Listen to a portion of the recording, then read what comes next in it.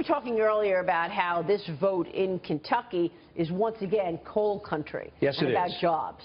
Well, and Hillary Clinton is so offended the coal industry. She's tried to be as much as Barack Obama could be to all the green people.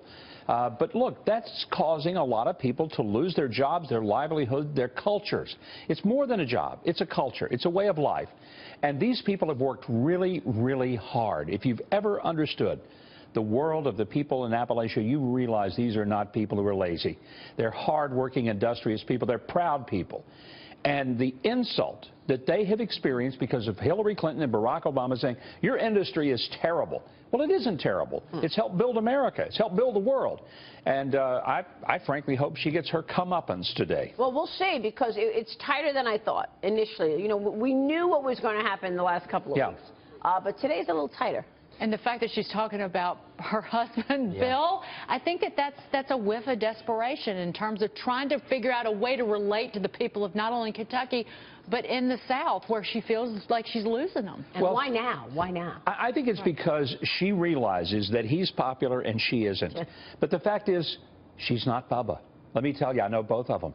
And he has this warm, charming, wonderful way. And I'll tell you this, he's a pragmatist when it comes to governing. That's how he governed. He has a better track record than her as well. Much more so, because as both a governor and as a president, he was a pragmatist. He was ideological until it wouldn't help him, until it wouldn't go anywhere. And then he said, look, let's deal with what we have.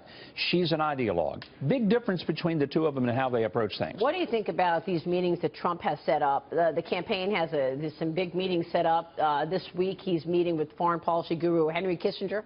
Separately, Trump's senior political advisor Barry Bennett will meet with Facebook CEO Mark Zuckerberg. That's happening at the company's headquarters on Wednesday to talk about Facebook's bias allegations. At these meetings on the docket. Well, I think it's an important way for Donald Trump to show that that sort of bravado version of Donald Trump is not the only thing there is. There is a very serious candidate, a very serious business person, and a person who does, in fact, surround himself with good advice. I think this is the big take on Donald Trump that people miss.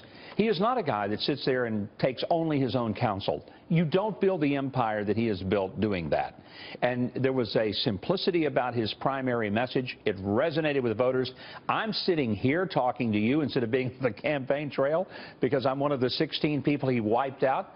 But the fact is, he did it by keeping the message simple and saying to people, let's get America put back first and not be globalist. Let's be nationalist. And frankly, I think there are a lot of Americans who want to put America back on the upward track. Yeah, you had mentioned you were one of the 16 people he took out. And is there a different side of Donald that we're not seeing behind the scenes? Because after one of the debates, you went to his rally for veterans. And so can you talk about the different Donald behind stage that we're not seeing? Because some establishment members are starting to come around to Donald now. Well, if they get to know him, what they're going to find that this is a really thoughtful, serious guy. And I'll tell you, the best way to know Donald Trump is to watch him interact with his family.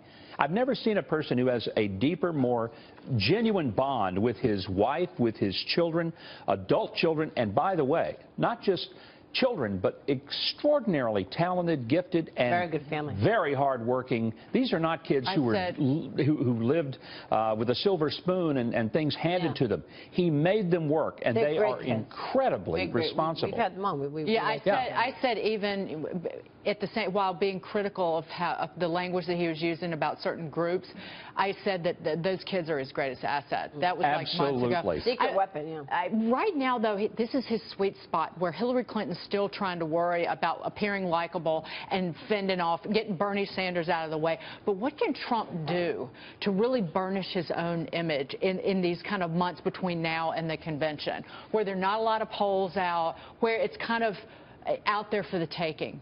I think he continues to do what he's doing, and that's having the thoughtful, serious meetings with people. But it's also being Donald Trump. I hope he does not get sucked into the vortex of all the D.C. political consultants that, frankly, have goofed up this country about as clearly as anybody.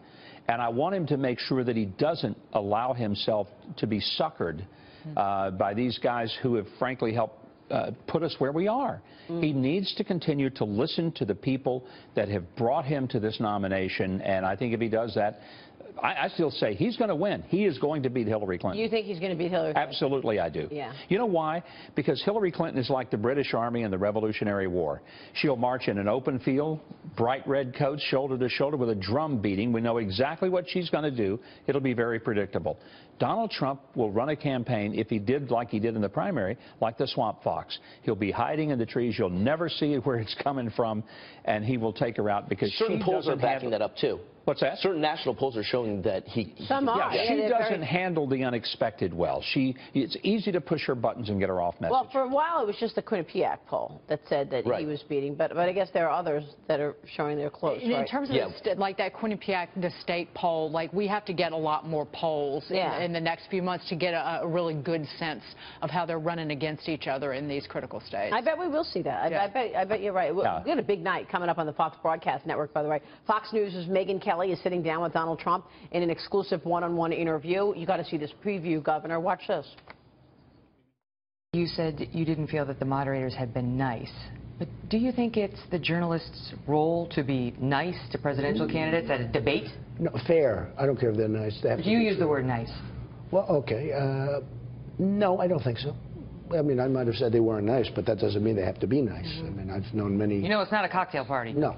I tell you what, in a certain way, what you did might have been a favor, because I felt so good about having gotten through. I said, if I can get through this debate with those questions, you can get through anything. Now, you participated in the presidential debates yourself, obviously. Yes. What do you think is the role of a journalist? I mean, when I was doing the debate with Neil Cavuto and Jerry Baker, we felt very strongly that we needed to just be straight, stick to the issues, no personality. I will say this, and I'm not just groveling, so let you be aware. I thought Fox Business did the best job in the entire debate process of anybody. And the reason why is because the questions were all straight up. None of them were gotcha questions. They were legitimate and thoughtful follow-ups, but none of them were out to say, let's go after this guy, or let's go after this guy, or let's see if we can engage these guys in a food fight.